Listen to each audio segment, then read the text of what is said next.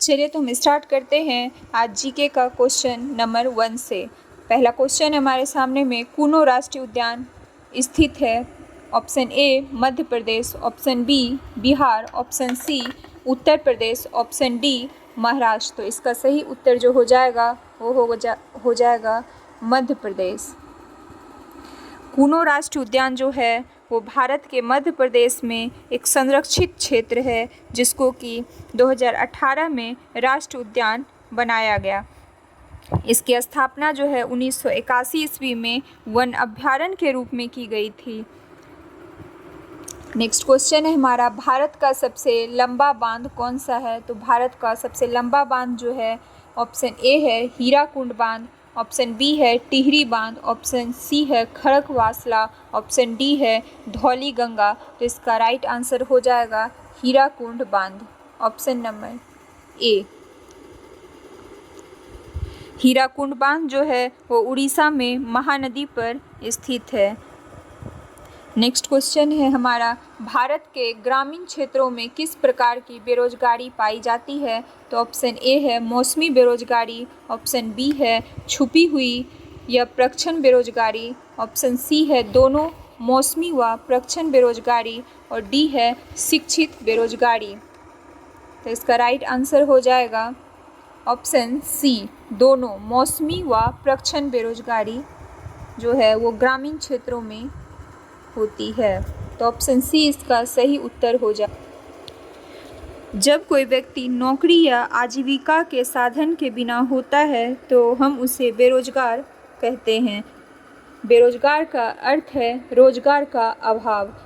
कृषि से संबंधित बेरोजगारी ग्रामीण क्षेत्रों में देखी जाती है जो मौसम के उतार चढ़ाव से उत्पन्न होता है, इसे ही प्रच्छन्न बेरोजगारी कहा जाता है। नेक्स्ट क्वेश्चन है हमारा, भारत की लोकसभा की प्रथम महिला अध्यक्ष रही है। Option A Vijaya Lakshmi Pandit, option B Meira Kumar, option C Sheila Dikshit, option D Sucheta Kripalani. तो इसका सही उत्तर हो जाएगा मीरा कुमार, ऑप्शन बी। लोकसभा संसद का निम्न सदन होता है। मीरा कुमार लोकसभा की पहली महिला अध्यक्ष के रूप में 2009 को यूपीए सरकार में चुनी गई थी। ये कांग्रेस के प्रमुख नेता के रूप में प्रसिद्ध हुई। लोकसभा का प्रथम अध्यक्ष जीवी मालवंकर थे। नेक्स्ट क्वेश्चन है, साम्यवादी घोषणा पत्र के लेखक कौन थे। पहला ऑप्शन है कार्ल मार्क्स, ऑप्शन बी है गोर्की, ऑप्शन सी है लेनिन, ऑप्शन डी है लियो टोल्स्टॉय। तो इसका राइट आंसर हो जाएगा कार्ल मार्क्स, ऑप्शन ए। साम्यवादी घोषणा पत्र कार्ल मार्क्स तथा फ्रेडरिक एंगल्स ने तैयार किया था। इस घोषणा पत्र का प्रकाशन पहली बार 21 फरवरी 1848 ईस्वी में हुआ था। यह घोषणा पत्र जर्मन भाषा में था। यह संसार की सबसे प्रभावशाली राजनीतिक पांडुलिपियों में से एक है। दास कैपिटल नामक पुस्तक की रचना कार्ल मार्क्स ने ही किया था। नेक्स्ट क्वेश्चन है, भारत में उष्णकटिबंधीय सदाबहार वन कहाँ पे पाए जाते हैं। तो ऑप्शन ए है उत्तर प्रदेश, ऑप्शन बी है झारखंड, ऑप्शन सी है असम, ऑप्शन डी है छत्तीसगढ़। तो इसका राइट आंसर हो जाएगा असम।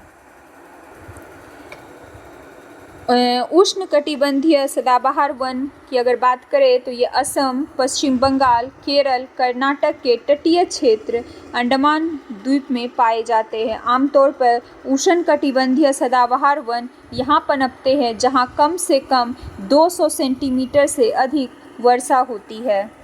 नेक्स्ट क्वेश्चन है हमारा, निम्न में से कौन से राष्ट्रपति सबसे कम समय के लिए पद पर रहे हैं। तो ऑप्शन ए है N Sanjiva Reddy, option B है वीवी गिरी, ऑप्शन डी है doctor Zakir Hussain, option D है डॉक्टर शंकर दयाल शर्मा। इसका राइट आंसर हो जाएगा वीवी गिरी, इसका राइट आंसर हो जाएगा वीवी गिरी। नेक्स्ट क्वेश्चन है, अंबेडकर जयंती मनाई जाती है। ऑप्शन ए 11 जुलाई को, ऑप्शन बी 12 जून को, ऑप्शन सी 14 अप्रैल को, ऑप्शन डी 14 मई को। तो इसका राइट आंसर जो हो जाएगा इसका राइट आंसर हो जाएगा 14 अप्रैल को जो है अंबेडकर जयंती के रूप में हम मनाते हैं। नेक्स्ट क्वेश्चन हमारा, विश्व स्वास्थ्य दिवस कब मनाया जाता है? तो इसका जो ऑप्शन है दिया हुआ, पहला दिया हुआ है 11 जुलाई को, दूसरा दिया हुआ 17 मई को, सी दिया हुआ है 12 जनवरी को और डी दिया हुआ है 7 अप्रैल को। तो इसका जो राइट आंसर हो जाएगा वो हो जाएगा ऑप्शन डी 7 अप्रैल को विश्व स्वास्थ्य दिवस के रूप में मनाते हैं। तो इसको ऐसे भी याद रख सकते हैं, सात जो स्वास्थ्य जो है वो 7 होता है, तो इसी वजह से 7 अप्रैल इसका राइट आंसर हो जाएगा। नेक्स्ट क्वेश्चन है हमारा, वृष्टि छाया क्या है, यानी रेनबो शेडोज जो है वो क्या है? तो एक ऐसा क्षेत्र जो अपेक्षाकृत रूप से धरातलीय अवरोध के प्रभाव से कम वर्षा क्षेत्र है। तो वहाँ पे कम वर्षा क्षेत्र होती है, जो जिसकी वृष्टि छाया में होता है, तो वहाँ पे कम वर्षा होता है या फिर ना के बराबर होता है। तो ये ऑप्शन ए ही हमारा राइट आंसर हो जाएगा, ऑप्शन ए जो है हमारा राइट आंसर हो जाएगा। नेक्स्ट क्वेश्चन आएगा हमारे सामने। नेक्स्ट क्वेश्चन है, आपातकाल के दौरान मूल अधिकारों के प्रवर्तन को निलंबित किया जा सकता है संसद द्वारा, राष्ट्रपति द्वारा, सर्वोच्च न्यायालय द्वारा और डी है लोकसभा द्वारा। तो आपातकाल के दौरान जो है मूल अधिकारों को किसके द्वारा निलंबित किया जाता है? तो इसका राइट आंसर होगा, तो इसका राइट आंसर क्या हो जाएगा? तो राष्ट्रपति के द्वारा, ऑप्शन बी इसका सही उत्तर हो जाएगा। भारतीय संविधान के अनुच्छेद 352 के तहत राष्ट्रपति राष्ट्रीय आपात की घोषणा कर सकता है। अनुच्छेद 358 तथा 359 में राष्ट्रीय आपातकाल में मूल अधिकार पर प्रभाव का वर्णन है। अनुच्छेद 358 अनुच्छेद 19 द्वारा दिए गए मूल अधिकारों के निलंबन से संबंधित है, जबकि अनुच्छेद 359 जो है वो अन्य मूल अधिकारों के निलंबन से संबंधित है, जैसे कि 20 और 21 को छोड़कर 20 और 21 को जो है कभी भी निलंबित नहीं किया जा सकता है। इसको ध्यान में रखेंगे। नेक्स्ट क्वेश्चन की ओर आगे बढ़े तो है, द्वितीय विश्व युद्ध का तत्कालिक कारण क्या था? तो द्वितीय विश्व युद्ध का तत्कालिक कारण ऑप्शन नंबर ए अंतर्राष्ट्रीय आर्थिक संकट, ऑप्शन बी जापान में सैन्यवाद का उदय, ऑप्शन सी फांसीवाद एवं नाजीवाद का उदय, ऑप्शन डी पोलैंड पर जर्मनी का आक्रमण। तो इसका राइट आंसर जो हो जाएगा वो क्या हो जाएगा? तो पोलैंड पर आक्रमण हो जाएगा, जो जर्मनी ने पोलैंड पर आक्रमण कर दिया था। अगर इसकी हम बात करें तो 1 सितंबर 1939 ईस्वी को पोलैंड पर आक्रमण किया गया। यह हमला नाजी जर्मन और सोवियत संघ का एक संयुक्त हमला था। इस घटना के बाद द्वितीय विश्व युद्ध का प्रारंभ हो जाता है। नेक्स्ट क्वेश्चन की ओर हम आगे बढ़े तो दिया हुआ है, झारखंड में झूम कृषि को क्या कहा जाता है? तो पहला ऑप्शन है पामलू, दूसरा ऑप्शन है दीपा, तीसरा ऑप्शन है कुरुवा और चौथा ऑप्शन है खील। तो झारखंड में पूछ रहा है झूम कृषि को क्या कहते हैं? तो झारखंड में जो है झूम कृषि को कुरुवा कहते हैं। झूम की खेती आदिम प्रकार की कृषि है, जिसमें पहले वृक्षों तथा वनस्पति को काटकर उन्हें जला दिया जाता है और साफ की गई भूमि को पुराने उपकरणों से जुताई करके बीज बो दिया जाता है। इसे झारखंड में कुरुवा, आंध्र प्रदेश में पोडू और मध्य प्रदेश में दीपा एवं उत्तर पूर्वी भारत में झूम के नाम से जानते हैं और केरल में इसे कुमारी के नाम से जानते हैं। तो इसका राइट आंसर हो जाएगा कुरुवा, ऑप्शन सी। नेक्स्ट है, भारत की स्थल सीमा की कुल लंबाई कितनी है? तो ऑप्शन ए है 6100 किलोमीटर, ऑप्शन बी है 7516 किलोमीटर और ऑप्शन सी है 15200 किलोमीटर, ऑप्शन डी है 21200 मीटर। तो इसका राइट आंसर हो जाएगा 15200 किलोमीटर स्थल सीमा की कुल लंबाई है भारत। अगर हम बात करें भारत की स्थलीय सीमा जो है इसकी लंबाई 15,200 किलोमीटर है। इसकी तटीय सीमा की लंबाई कितनी है, तो इसको अगर द्वीप सहित लगा दे तो 7516.6 किलोमीटर है। इस प्रकार भारत की कुल सीमा की लंबाई जो हो जाती है वो कितनी हो जाएगी, तो 22,716.6 किलोमीटर हो जाती है। नेक्स्ट क्वेश्चन की ओर हम आगे बढ़े।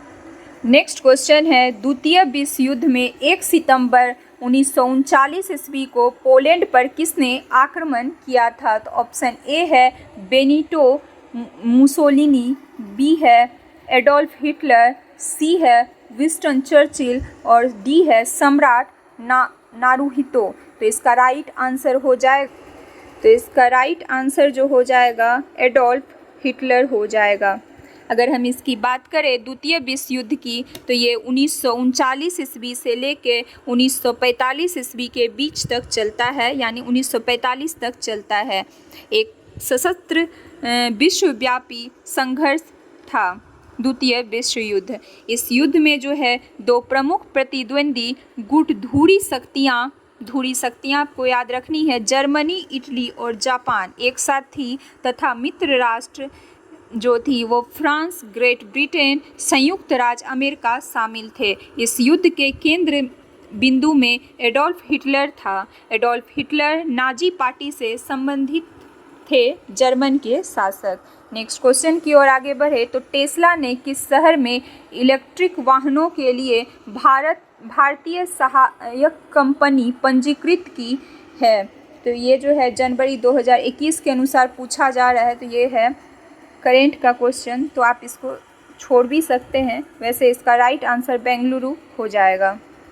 नेक्स्ट क्वेश्चन चलते हैं, सर्वप्रथम यूरोपियन व्यापारी जो हिंद चीन आए थे, तो पहला है अंग्रेज, दूसरा है फ्रांसीसी, तीसरा है पुर्तगाली और चौथा है तो डच। तो हम सब जानते हैं पहले यूरोपियन व्यापारी जो हिंद चीन आए थे वो कौन थे, तो वो थे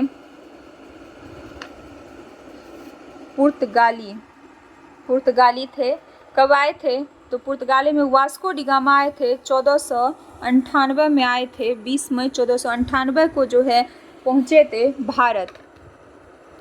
आगे अगर हम बात करें इसके बारे में, तो वास्को डी गामा ने भारत के पश्चिमी तट पर स्थित कालीकट बंदरगाह पहुंचकर भारत एवं यूरोप के बीच नए समुद्री मार्ग की खोज की। वास्को डी गामा एक पुर्तगाली व्यापारी था।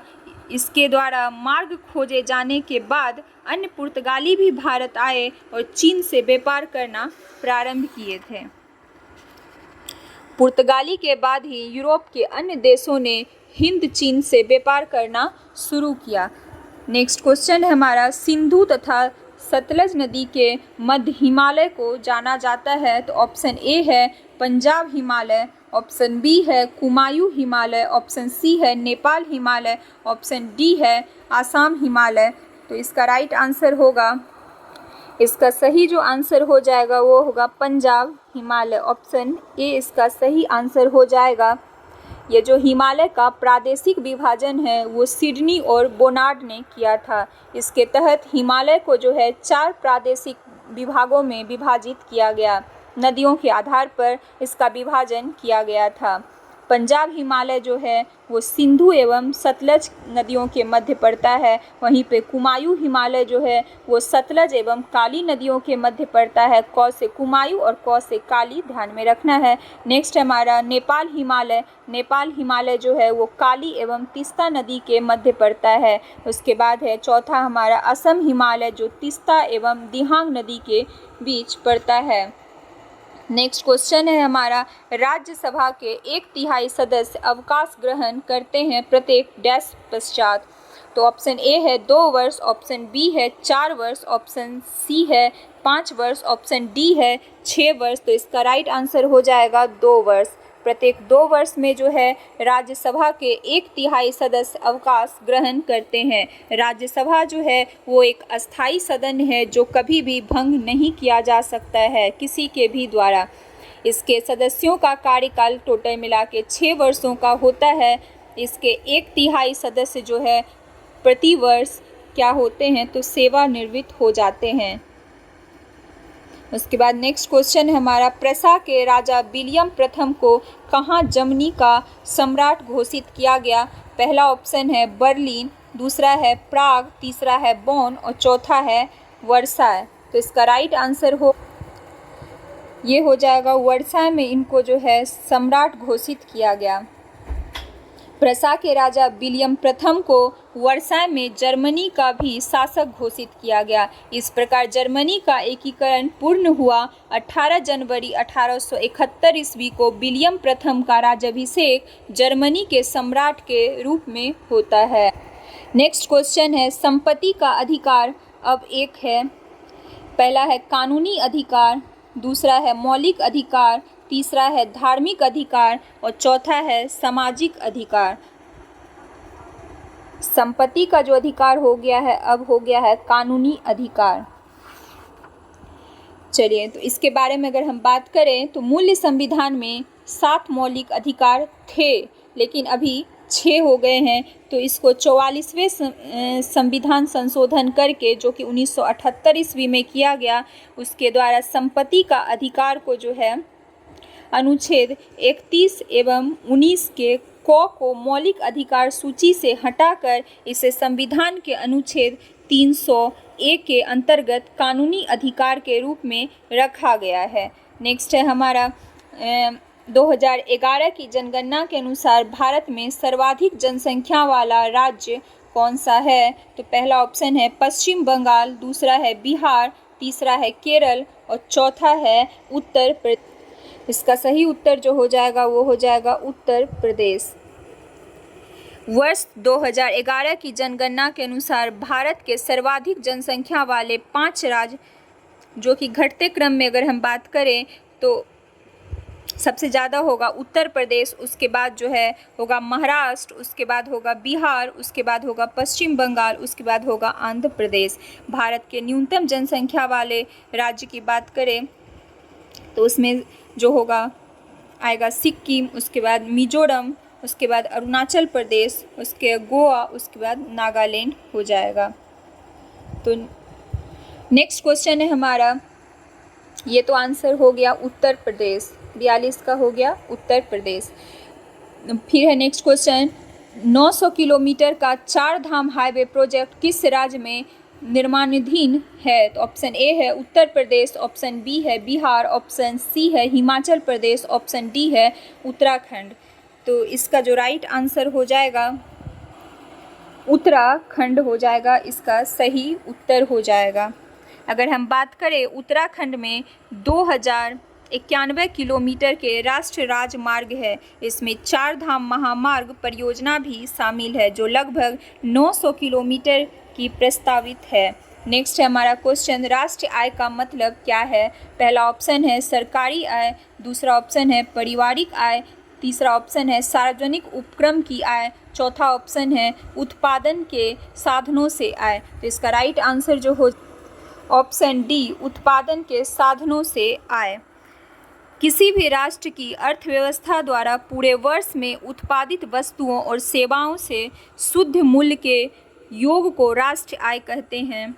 इसे NNP यानी नेट नेशनल प्रोडक्ट या साधन लागत पर शुद्ध राष्ट्रीय उत्पाद से भी दर्शा सकते हैं। भारत में सबसे पहले राष्ट्रीय आय की गणना दादा भाई नौरोजी द्वारा 1868 ईस्वी में की गई।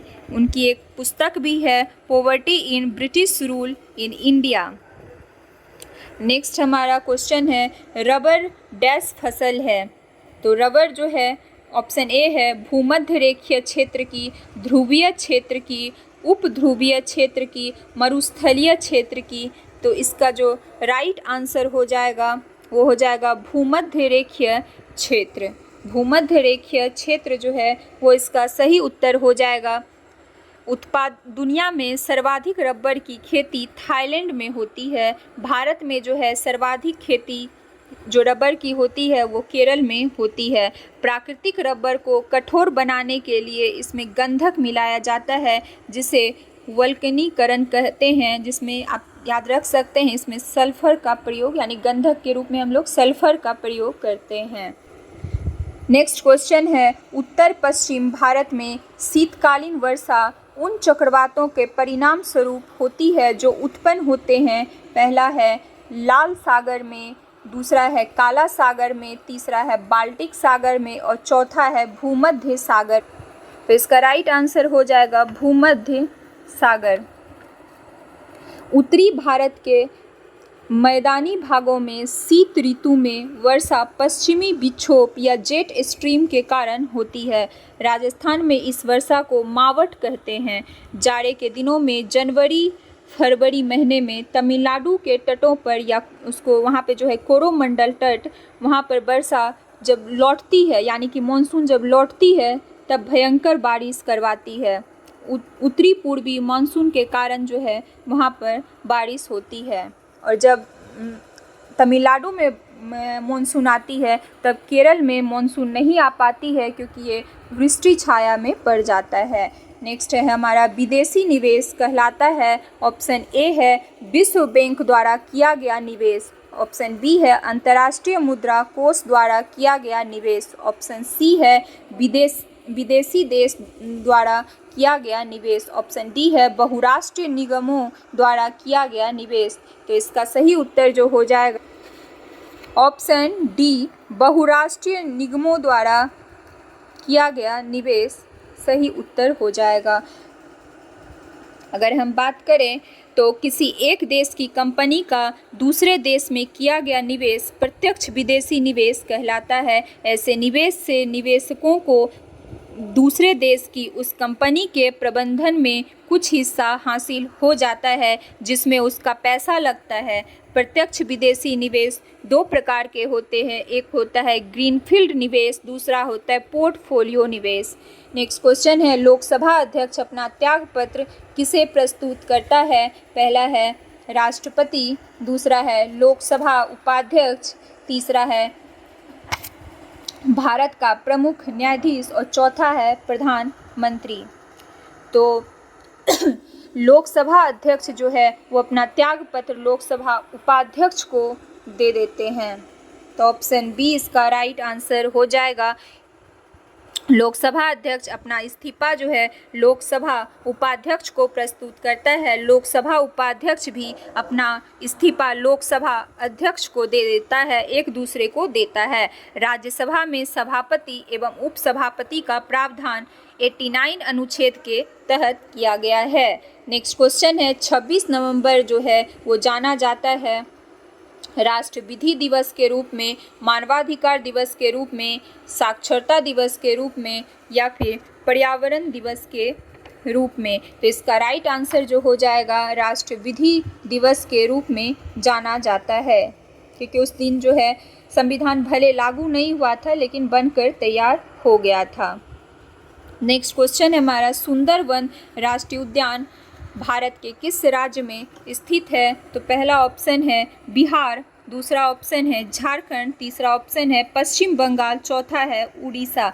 तो सुंदरवन राष्ट्रीय उद्यान जो है वो पश्चिम बंगाल में है। ऑप्शन सी इसका सही उत्तर हो जाएगा। फिर है उपराष्ट्रपति का कार्यकाल कितना होता है? उपराष्ट्रपति का कार्यकाल जो है वो 5 वर्षों का होता है। तो ऑप्शन डी इसका सही उत्तर हो जाएगा। वायुमंडल में स्थित ओजोन सूर्य से आने वाले डैश विकिरणों से पृथ्वी की सुरक्षा करती है। ऑप्शन ए है इंफ्रारेड, ऑप्शन बी है परावैंगनी, ऑप्शन डी है फार रेड, ऑप्शन डी है विजिबल। तो इसका राइट आंसर जो हो जाएगा परावैंगनी किरण इसका सही उत्तर हो जाएगा। ओजोन परत पृथ्वी के वायुमंडल की एक परत है जिसमें ओजोन गैस की सघनता अपेक्षाकृत अधिक होती है। ओजोन परत के कारण ही धरती पर जीवन संभव है। यह परत सूर्य के उच्च आवृत्ति के परावैंगनी प्रकाश की 90 से 99% मात्रा को अवशोषित कर लेती है। नेक्स्ट क्वेश्चन है हमारा मनरेगा के अंतर्गत देश के ग्रामीण क्षेत्रों में कितने दिन का काम दिया जाता है? तो पहला है 300, दूसरा है 200, तीसरा है 100 और चौथा है 50। तो इस मनरेगा के तहत जो है 100 दिनों का काम दिया जाता है। तो ऑप्शन सी इसका राइट आंसर हो जाएगा। मनरेगा जो है वो 100 दिनों की रोजगार की गारंटी प्रदान करता है। ये उन्हें ये कार्य जो है उन्हें 5 किलोमीटर के दायरे में दिया जाता है। मनरेगा एक कानून के रूप में 2005 ईस्वी में संसद द्वारा पारित किया गया। इसे 2006 में सर्वप्रथम आंध्र प्रदेश के अनंतपुर गांव में शुरू किया गया। इसमें 33% का महिलाओं के लिए आरक्षण है, जिसमें मजदूरी की दर पुरुषों के बराबर होगी। प्रत्येक परिवार को एक वर्ष में न्यूनतम 100 दिन का रोजगार तथा पहाड़ी क्षेत्रों में 150 दिन का रोजगार दिया जाता है। नेक्स्ट क्वेश्चन है, विश्व में किस देश में सर्वप्रथम लिखित संविधान लागू हुआ था? तो पहला है भारत, दूसरा है ब्रिटेन, तीसरा है अमेरिका, चौथा है फ्रांस।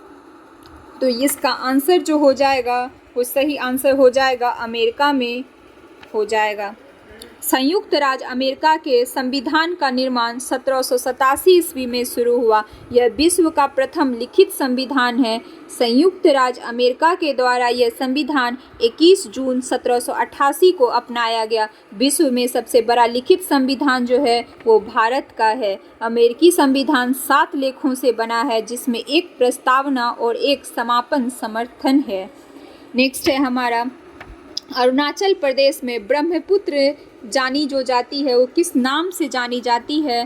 तो पहला है दिहांग, ऑप्शन बी है जमुना, ऑप्शन सी है सांगपो और ऑप्शन डी है लोहित। तो इसका राइट आंसर जो हो जाएगा वो हो जाएगा दिहांग के नाम से हम इसको अरुणाचल प्रदेश में जानते। ब्रह्मपुत्र नदी का जो है उद्गम तिब्बत से होता है। तिब्बत के मानसरोवर झील है, उसके पास एक है चेमा युंगडुंग ग्लेशियर से इसका जो है निर्माण होता है, निकलती है, उद्गम स्थल है। ब्रह्मपुत्र की कुल लंबाई 2900 किलोमीटर है। इस नदी का अधिकांश भाग चीन में प्रवाहित होता है। चीन में इसका नाम जो है, इसको अलग अलग जगहों पे अलग अलग नाम से हम जानते हैं। इस चीन में जो है इसका नाम क्या है? ब्रह्मपुत्र का चीन में जो नाम है वो यांगलांग सांगपो है। अरुणाचल प्रदेश में जब ये आती है तो इसका नाम दिहांग पड़ जाता है, और जब ये असम में बहती है तो ये ब्रह्मपुत्र के नाम से जानी जाती है।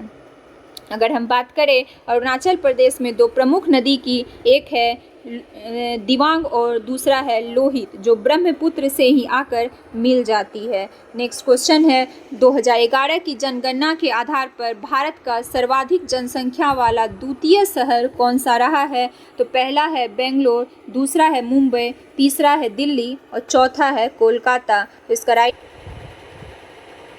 इसका राइट आंसर हो जाएगा दिल्ली, क्योंकि पहले नंबर पे मुंबई है, दूसरे नंबर पे दिल्ली है। 2011 की जनगणना के अनुसार जो है सर्वाधिक जनसंख्या वाला शहर मुंबई है, जबकि दूसरे स्थान पर दिल्ली है। वहीं पे बात करें केंद्र शासित प्रदेश की, तो दिल्ली जो है वो सर्वाधिक में आता है, और जबकि न्यूनतम में जो है वो आता है लक्षद्वीप आता है। नेक्स्ट क्वेश्चन है, भारत का वाटरमैन के नाम से कौन जाने जाते हैं? तो भारत का जो वाटरमैन है राजेंद्र सिंह को जाना जाता है। इनका जन्म जो है 1959 ईस्वी में राजस्थान के अलवर जिले में हुआ था। इन्होंने 2001 ईस्वी में रेमन मैग्सेसे पुरस्कार और 2015 ईस्वी में स्टॉकहोम जल पुरस्कार जीता। वे तरुण भारत संघ नामक एक गैर सरकारी संगठन चलाते हैं। नेक्स्ट है किस उत्पाद के लिए हॉलमार्क का उपयोग होता है? पहला है कृषि उत्पाद, दूसरा है ज्वेलरी, तीसरा है विद्युत वस्तुएं और चौथा है इलेक्ट्रॉनिक उत्पाद। तो इसके लिए जो राइट आंसर हो जाएगा ज्वेलरी होगा इसका राइट आंसर। हॉलमार्क जो है वो प्लेटिनियम, उसके बाद स्वर्ण, रजत आदि बहुमूल्य धातुओं पर लगाया जाने वाला आधिकारिक चिन्ह है, जो उसकी गुणवत्ता प्रमाणित करने के लिए लगाई जाती। नेक्स्ट क्वेश्चन है हमारा, निम्नलिखित में से किस स्थान पर भारत में सर्वाधिक वर्षा दर्ज की गई है? तो इसका आंसर जो होगा वो मासिनराम हो जाएगा।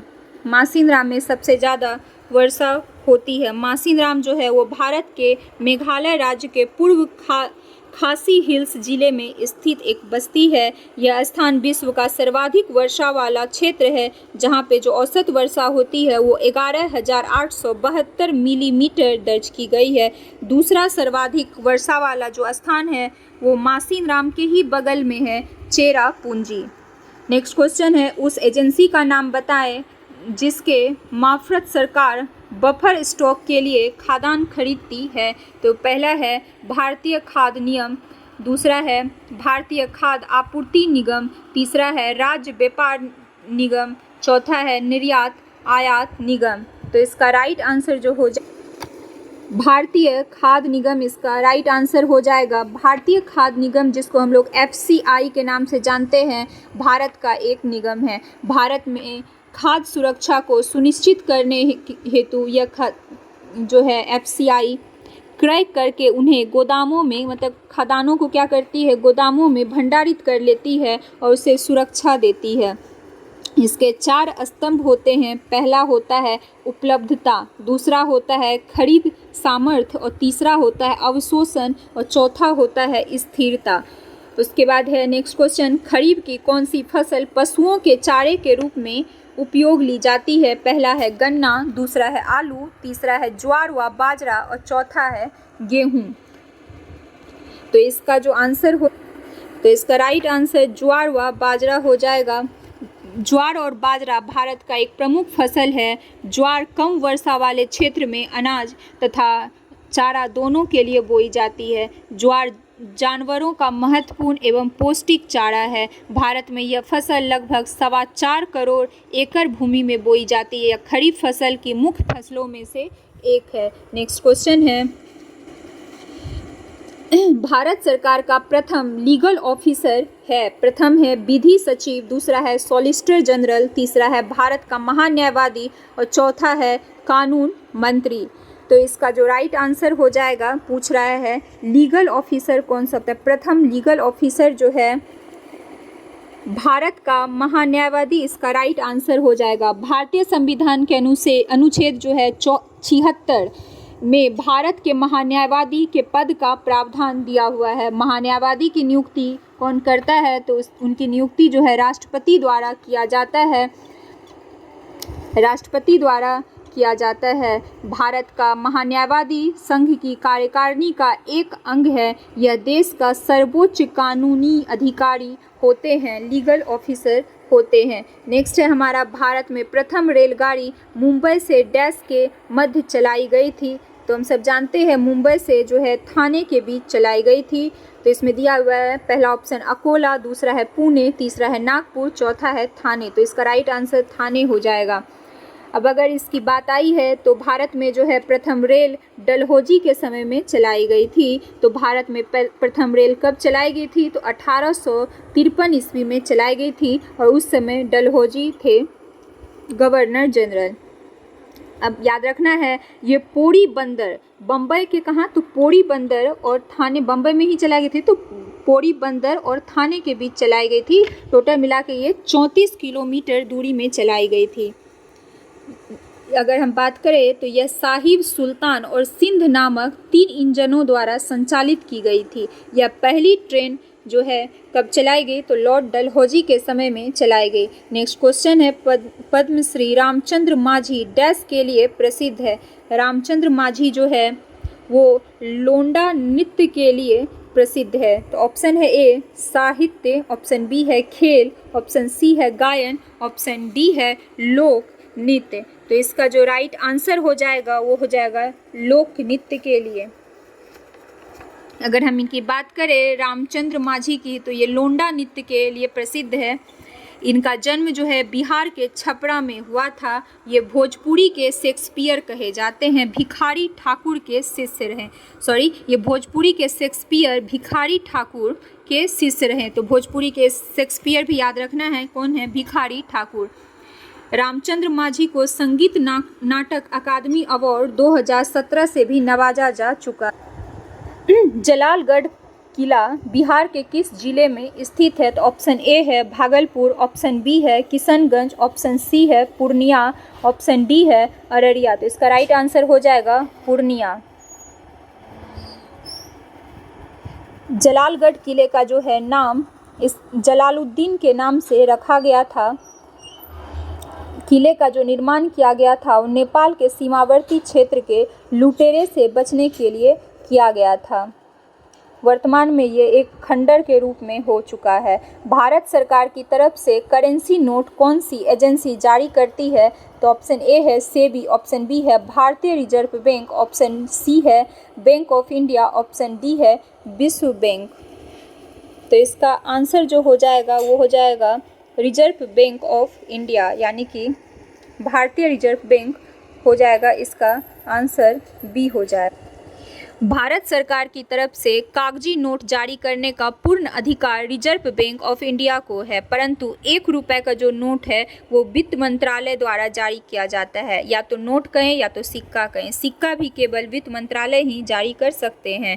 1 रुपए के नोट पर वित्त सचिव का हस्ताक्षर होता है और ये क्वेश्चन पूछा भी गया है। जबकि अन्य नोट जो है बाकी के जो 10, 20, 50 जो है उस पे जो है किसके सिग्नेचर होते हैं? तो वो होते हैं गवर्नर के सिग्नेचर होते हैं। सामाजिक न्याय क्या दर्शाता है? तो ऑप्शन ए है पुरुष और महिलाओं हेतु रोजगार के समान अवसर, ऑप्शन बी है धन का समान वितरण, ऑप्शन सी है राजनीति में महिलाओं की समान भागीदारी, ऑप्शन डी है बिना किसी सामाजिक भेदभाव के सभी नागरिकों के साथ समान व्यवहार।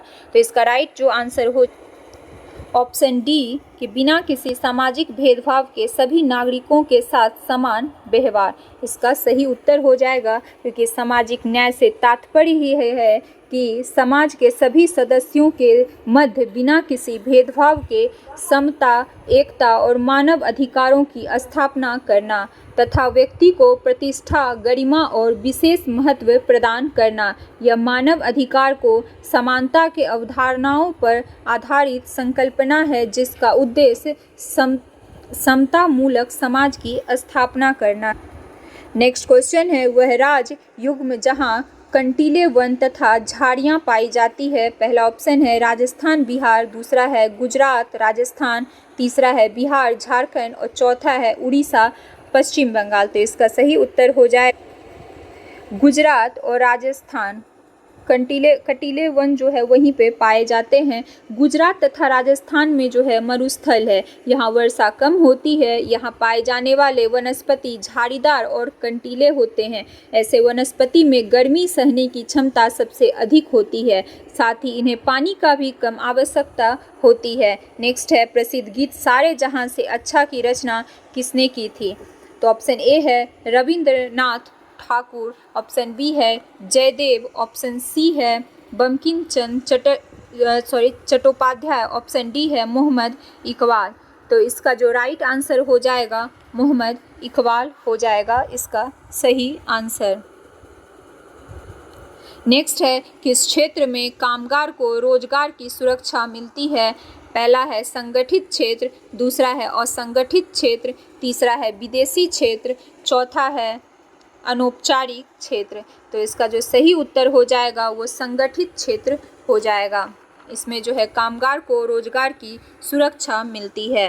अगर हम बात करें रोजगार की स्थिति के आधार पर रोजगार के क्षेत्र को 2 भागों में विभाजित किया गया है। एक है संगठित क्षेत्र, दूसरा है असंगठित क्षेत्र। संगठित क्षेत्र वह क्षेत्र कहे जाते हैं जो उचित प्राधिकार या सरकार के साथ शामिल हो सकते हैं और असंगठित क्षेत्र में सरकार शामिल नहीं होते हैं।